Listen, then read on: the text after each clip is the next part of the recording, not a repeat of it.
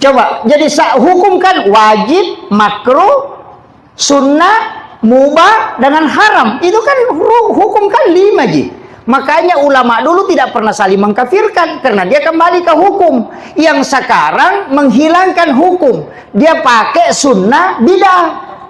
Kemudian ini kajian sunnah, ini kajian bid'ah. Kalau semua ke situ, ini masuk pesantren sunnah, ini pesantren bid'ah. Itu kan begitu. Jadi semua dibawa ke situ.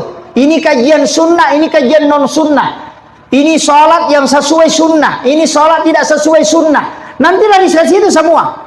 Inilah pakaian yang sunnah, ini yang bukan pakaian selain itu bukan sunnah. Oh, itu fatal itu, Pak. Sehingga muncul sekarang. Coba seandainya kita kembali, oh ini makruh. Makanya kalau ada bilang bid'ah, kasih tahu apa hukumnya. Cari dulu. Nggak bisa ngomong itu. Coba.